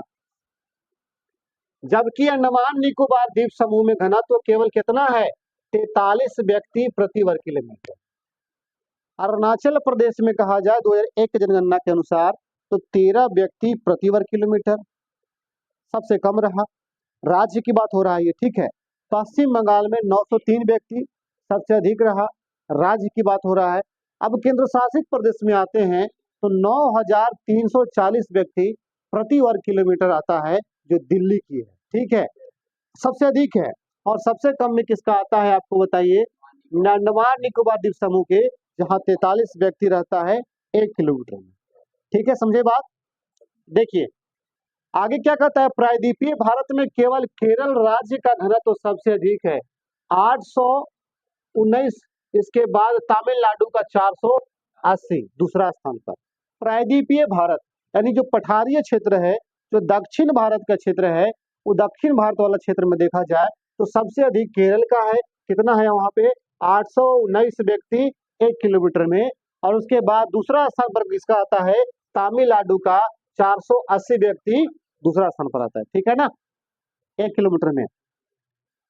कहता है कि पर्यावरण की विपरीत दशाओं के कारण उत्तरी तथा उत्तरी पूर्वी भारतीय राज्यों की जनसंख्या घनत्व बहुत कम है, बहुत कम है। किसके कारण? पर्यावरण के विपरीत दशाओं के कारण। मतलब जैसा होना चाहिए वैसा ना होकर क्या उसका उल्टा है। तो लोग वहां कम न रहेंगे जी, ज्यादा थोड़ी रहेंगे। पहाड़ी क्षेत्र है, अलग अलग क्षेत्र है, जंगल वाला क्षेत्र है, तो एगो घर हियाँ मिला तो एगो ताइपो पाइपो उधर मिला, बड़ी दूर के बाद मिला, ठीक है, दिमाग खराब है तेरा रे, स्क्रीनशॉट मार देता है तुम भी। जबकि कहता है कि जबकि मध्य प्रदेश भारत तथा प्रायद्वीपीय भारत में मध्य दर्जे का जनसंख्या घनत्व पाया जाता है। मध्य प्रदेश में क्या होता है कि मध्य में है, मध्य प्रदेश मध्य में भी है और मध्य प्रकार के दर्जा भी दिया गया है इसमें जनसंख्या के आधार पर, ठीक है ना, बीच बीचवा में पड़ा हुआ है, राज्य में भी बीच बीचवा में है और जनसंख्या में भी बीच बीचवे में है। अरे पगला, आगे देखिए, ध्यान दीजिए, कहता है कि भारत सॉरी जनसंख्या वृद्धि दर का क्या अर्थ होता है, जनसंख्या वृद्धि दर का क्या अर्थ होता है। भारत की जनसंख्या वृद्धि में 20वीं शताब्दी के प्रारंभ से लेकर वर्तमान तक जो 4 प्रवृत्तियां स्पष्ट दिखाई देती है उनका वर्णन करें। कहता है कि जनसंख्या वृद्धि दर का क्या अर्थ होता है। भारत की जनसंख्या वृद्धि में 20वीं शताब्दी से लेकर अभी तक जो 4 प्रवृत्तियां स्पष्ट दिखाई देती है उनके बारे में आप बताइए। तो ध्यान दीजिए, देखिए, जनसंख्या वृद्धि दर किसी विशेष क्षेत्र में विशेष समय बिंदुओं के मध्य होने वाले जनसंख्या परिवर्तन को जब प्रतिशत व्यक्त किया जाता है तो उसे जनसंख्या वृद्धि दर कहते हैं। समय वाला बताया था शुरू में आपको, 2 समय अंतराल के बीच, तो प्रतिशत वृद्धि को क्या बोलते हैं, जनसंख्या वृद्धि दर कहा जाता है, ठीक है ना, प्रतिशत वृद्धि दर को जनसंख्या वृद्धि दर कहा जाता है, जो समय अंतराल के बीच। भारतीय जनसंख्या वृद्धि की 4 प्रवृत्तियां क्या है, देखिए, पहला स्थिर वृद्धि अवधि, एकदम याद रखिएगा, एकदम ध्यान से समझिएगा इसको, यही है जो बेर बेर प्रश्न में पूछता है और बेर बेर आता है एग्जाम में और तबाह करके जाता है। ध्यान दीजिए, स्थिर वृद्धि की अवधि, जनसंख्या वृद्धि स्थिर कब रही थी, अभी 1901 से 1921 की बात आपको बताए थे ना, 1921 से पहले यानी 1901 से 21 की अवधि को भारत की जनसंख्या की वृद्धि की स्थिर अवस्था कहा जाता है। किसको कहते हैं, 1901 से 1921 ईस्वी के समय के जनसंख्या वृद्धि की स्थिर अवस्था कहा जाता है। आपसे प्रश्न पूछता है कि बताइए कि किस समय अंतराल में जनसंख्या ना के बराबर वृद्धि हुई थी, तो ऑप्शन देगा तो उसमें लगाना है क्या, 1901 से 1921 के बीच में, ठीक है, क्योंकि इस अवधि में वृद्धि दर अत्यंत निम्न थी, यहाँ तक कि 1911 से 1921 के दौरान ऋणात्मक वृद्धि दर रही। हाँ, और आपसे पूछे कि ऋणात्मक वृद्धि दर कब रहा, तो 1911 से लेकर 1921 तक क्या रहा था, ऋणात्मक, माने कि जनसंख्या माइनस में जाने लगा था। याद रखिएगा, किस में जा रहा था, माइनस में जा रहा था, ठीक है। जन्म दर और मृत्यु दर दोनों उच्च थे, जिससे वृद्धि दर क्या हो गई थी, निम्न हो गई थी। जन्म भी उतना ही था जितना कि मृत्यु था, यानी कि दोनों लगभग एक समान थे, तो क्या हो गया था कि वहां पे जनसंख्या एक बराबर रह गया था, वृद्धि नहीं हो पाया था, ठीक है। चलिए,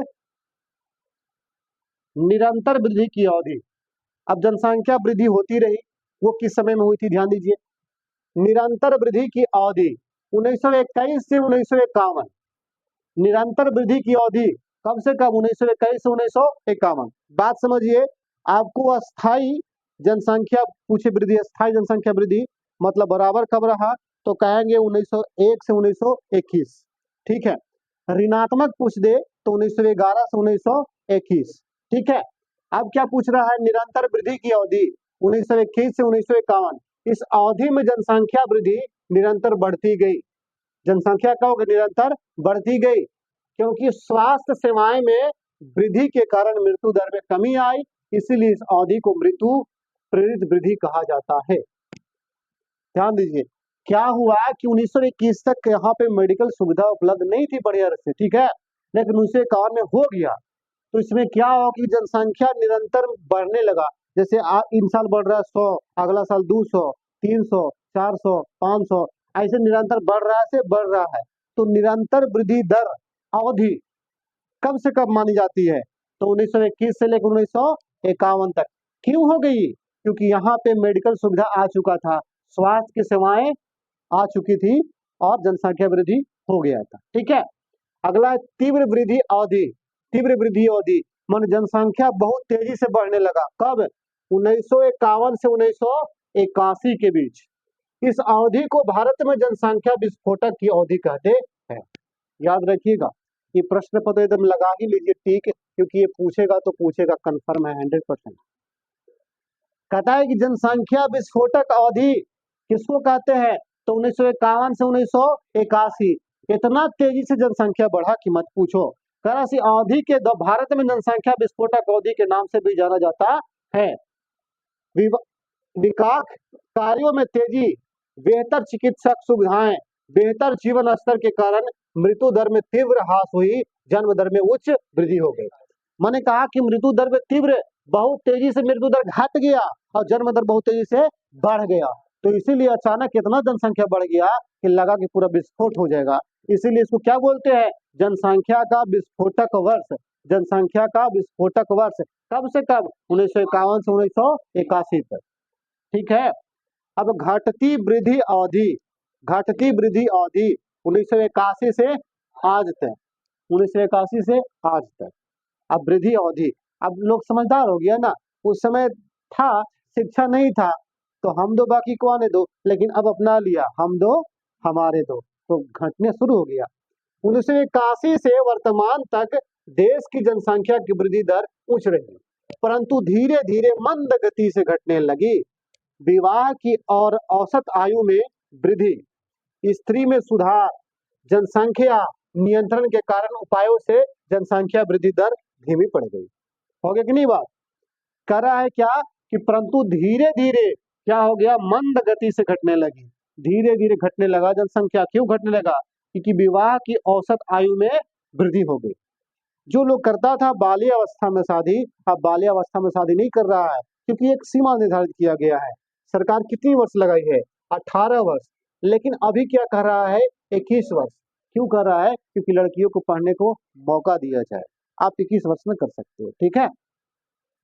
अब कह रहा है स्त्रियों में सुधार, पढ़ी लिखी हो गई, समझदार हो गई। कहा कि देखिए, बाल बच्चा खाली 50 को रखे से नहीं होता है, इसका भरण पोषण भी तो करना है ना। तो सुधार हुआ। जनसंख्या नियंत्रण, जनसंख्या नियंत्रण प्रणाली अपनाया गया। कहा गया कि भाई जनसंख्या को नियंत्रित करके रखो, न तो जैसे विस्फोट वाला आया था समय, अगला बार तो इतना विस्फोट हो जाएगा कि बचेगा नहीं। बम नहीं फूटेगा, लेकिन बम निकल इतने फूट जाएगा, इतना हो जाएगा, मारा पीटी हो जाएगा, लाठी डंडा हो जाएगा, है ना। नियंत्रण के कगार उपायों से जनसंख्या वृद्धि दर धीमी पड़ गई थी, ठीक है। तो तीव्र वृद्धि की अवधि किसको मानते हैं, 1951 से 1981 को मानते हैं। देख लीजिए थोड़ा और, कह रहा है भारत के मानचित्र में निम्नलिखित को दर्शाएं तथा उनके नाम लिखिए। भारत के मानचित्र, देखिए 5 नंबर का आता है आपको 12th क्लास में, 5 नंबर का आता है भारत का मानचित्र दर्शाने के लिए, और उसमें आपको भरना रहता है जो नीचे लिखा हुआ रहता है। 2011 की जनगणना के अनुसार सबसे कम जनसंख्या वाला राज्य कौन था, निम्नलिखित दर्शाएं। यहाँ था जी, अच्छा, निम्नलिखित दर्शाएं तथा उनके नाम लिखिए। न्यूनतम क्षेत्र वाला एक राज्य, माने न्यूनतम क्षेत्र वाला एक राज्य को दर्शाना, तो राज्य कौन सा है, गोवा। कौन सा राज्य है, गोवा। 2001 की जनगणना के अनुसार सबसे कम जनसंख्या वाला राज्य कौन सा है, सिक्किम है, ठीक है ना। 2001 की जनसंख्या के अनुसार भारत का सबसे अधिक जनसंख्या घनत्व वाला राज्य कौन है, पश्चिम बंगाल। ये 2001 में है, लेकिन 2011 में पूछेगा तो बिहार लगाना है, ठीक है ना। और 2001 की जनसंख्या के अनुसार न्यूनतम जनसंख्या घनत्व वाला राज्य कौन सा है, अरुणाचल प्रदेश। कितना था यहाँ पे बताइए, 13, और यहाँ पे कितना था, 903। याद है ना, क्या था, 903 1 किलोमीटर में, यहाँ क्या था आपको, 13 था ना। उसके बाद कहता अधिकतम जनसंख्या वृद्धि दर वाला राज्य कौन था, नागालैंड। कौन है, नागालैंड, ठीक है। कौन सा है, नागालैंड, जो तेजी से बढ़ रहा है। न्यूनतम जनसंख्या वृद्धि दर वाला राज्य कौन सा है बताइए, केरल। काहे केरल में न्यूनतम बोला, क्योंकि सबसे ज्यादा पढ़ा लिखा है ना ये, इसीलिए। आगे है, वह राज्य जहां ग्रामीण आबादी का प्रतिशत सबसे अधिक है, बताइए, हिमाचल प्रदेश। कौन सा प्रदेश, हिमाचल प्रदेश, जहां गांव में सबसे अधिक लोग निवास करते हैं, ठीक है।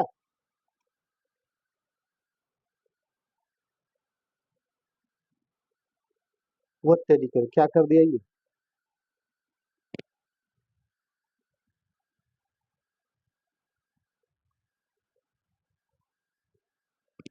देखिए आगे देख लीजिए। चलिए,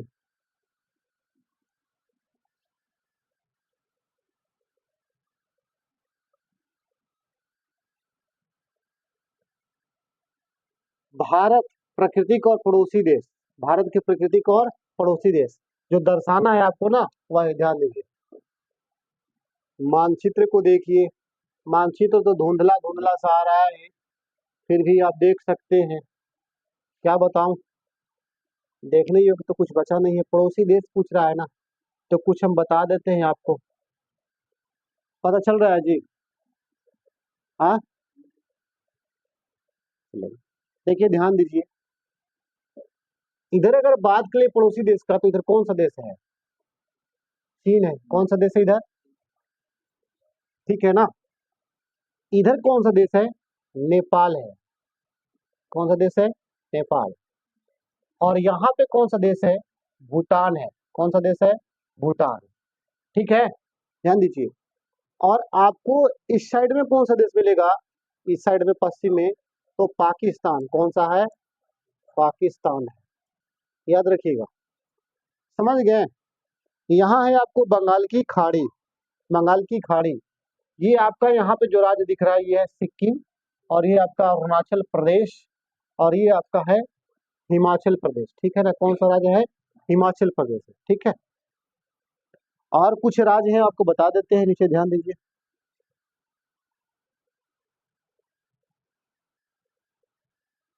देखिए, समझ ही लीजिए, ये जो दिख रहा है आपको, बंगाल की खाड़ी है ना। बंगाल खाड़ी, बंगाल की खाड़ी है। और इधर है हिंद महासागर।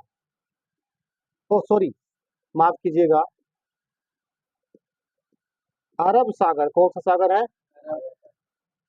और नीचे क्या है? हिंद महासागर। ठीक है। और ये क्या है आपको?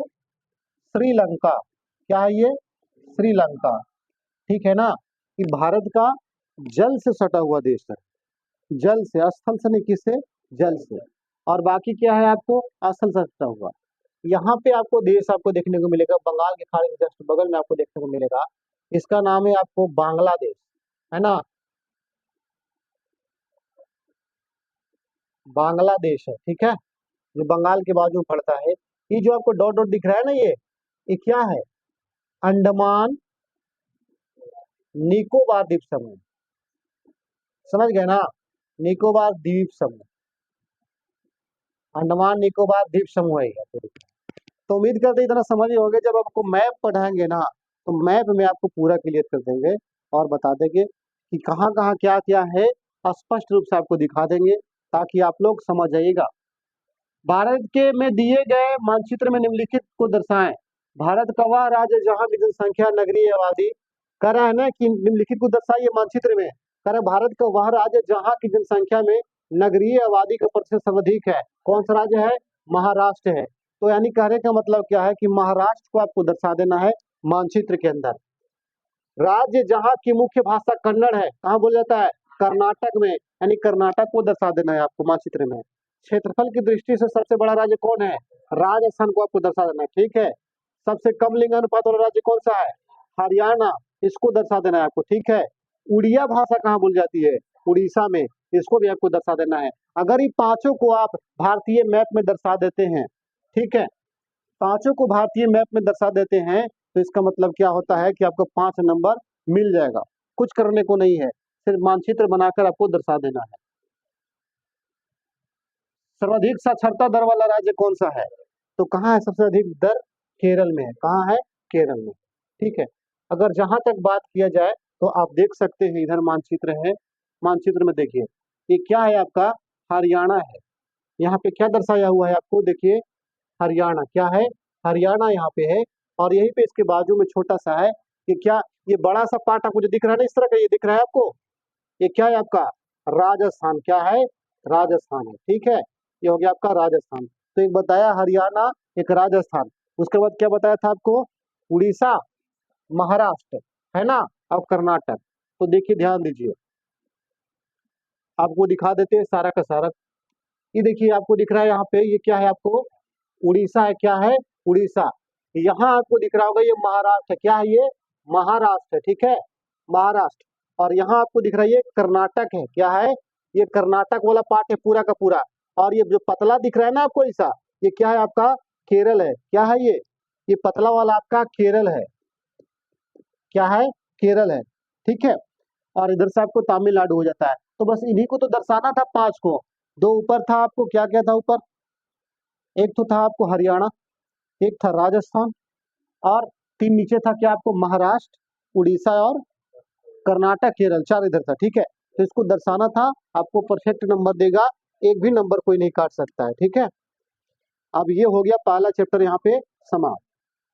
और ये हो गया आपको पहला चैप्टर पूरा रूप से समाप्त हो गया। एक प्रश्न करा दिया आपको, अति लघु उत्तरीय करा दिया आपको, लघु उत्तरीय करा दिए आपको, और दीर्घ उत्तरीय भी करा दिए आपको, ठीक है, जहां से प्रश्न बनता है।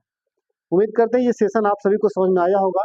अगर सेशन अच्छा लगा है तो लोगों के पास शेयर कर दीजिए, और दोस्तों के पास शेयर कर दीजिए, छात्रों के पास शेयर कर दीजिए, ताकि वो भी इस वीडियो का लाभ उठा सकते हैं। फिर मिलते हैं इस तरह की वीडियो के साथ, तब तक के लिए जय हिंद।